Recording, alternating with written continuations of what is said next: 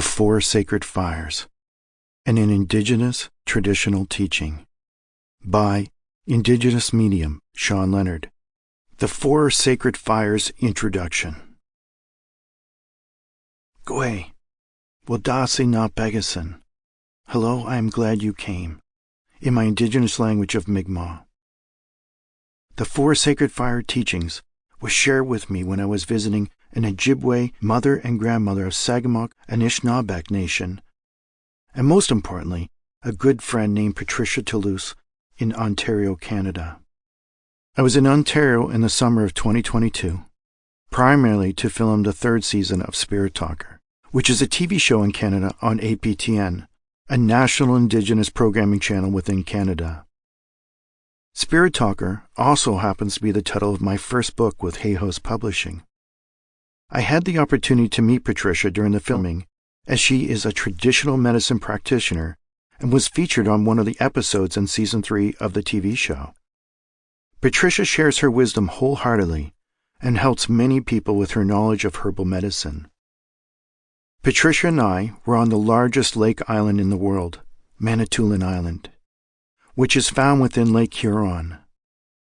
I was telling Patricia that I was going to another community in a few days and would be learning about being a firekeeper from another elder.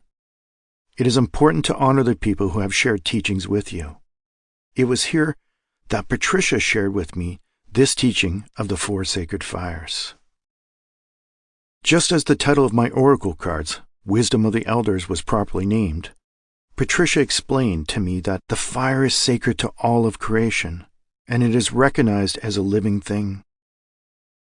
In this teaching, there will be an explanation of the Four Sacred Fires as I've come to learn of it. I will share my own teachings and insights as well regarding this Indigenous knowledge and wisdom. Within Indigenous circles and communities, it is important to share stories, wisdom, and teachings with others who are willing to listen and learn. As a very wise and spiritual man named Joshua once said, "Let those who have ears hear."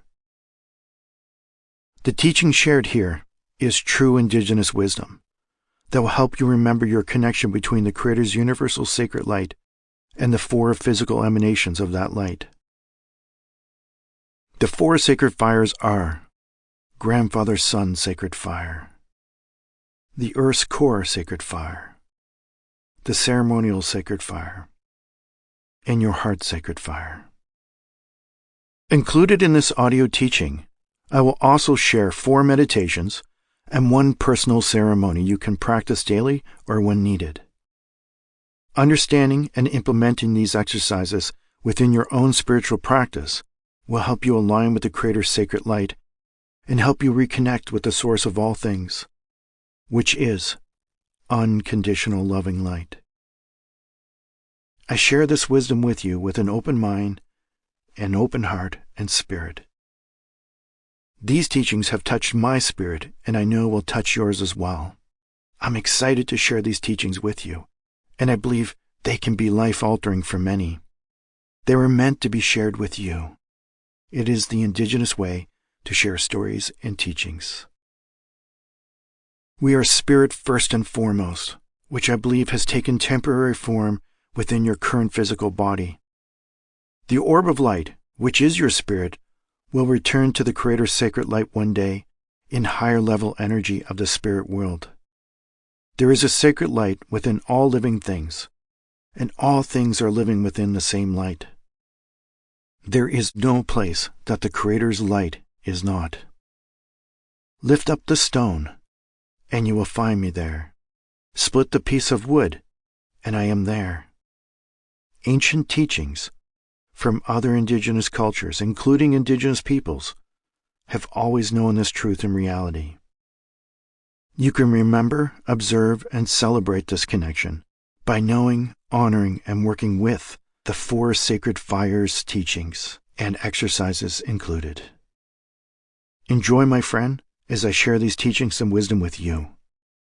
Emsit Nogama, we are all related. Grandfather Sun Sacred Fire. In the beginning, there was light, and the light was all there was. Unconditional love was the light. The light has always been our Creator. Grandfather Sun in Indigenous culture is the first physical sacred light. Many Indigenous cultures view the sun as a sacred being or deity. It is often considered a powerful force that sustains life, provides warmth, and symbolizes enlightenment and spirituality. In some traditions, the sun is seen as a manifestation of the Great Spirit or Creator, embodying divine qualities and wisdom. Indigenous people have known the connection between Grandfather Sun and the Creator and have made it part of our spiritual practices and ceremonies.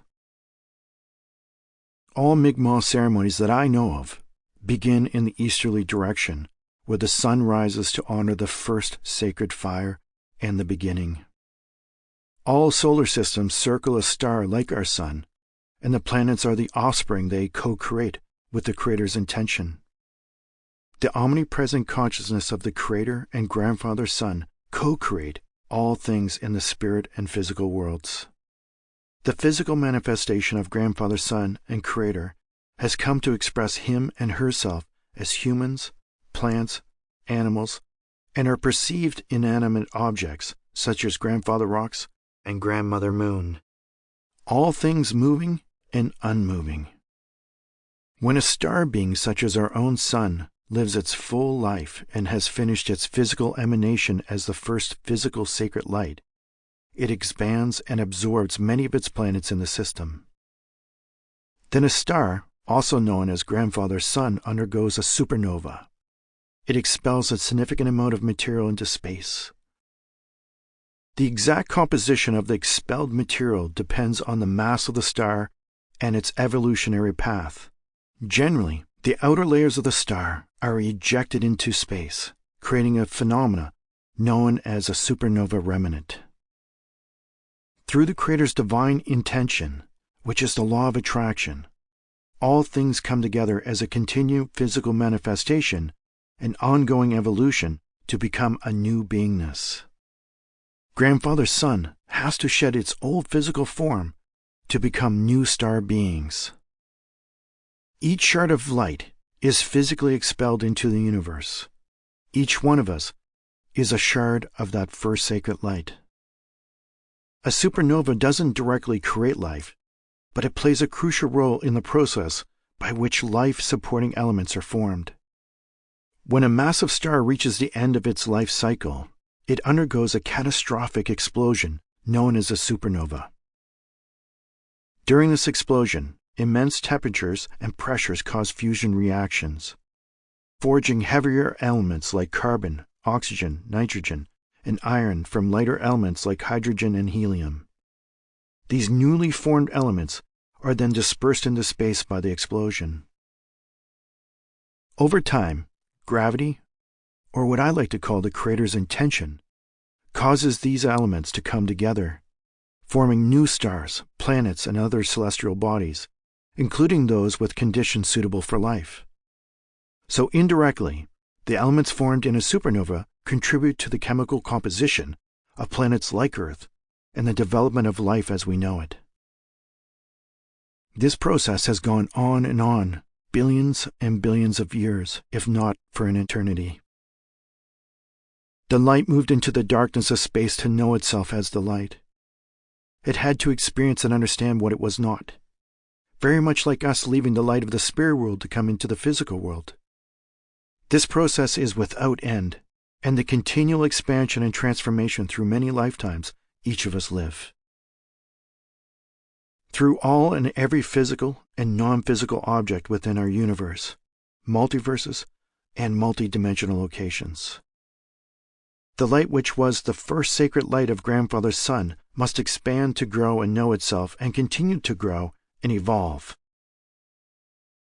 Masculine, feminine, and unity, and each single shard of light that also went out into the universe to become a new and greater expression of thyself.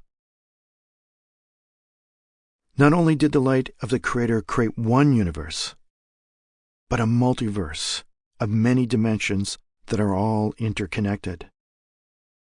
All planets and all solar systems are affected by. Sample complete. Ready to continue?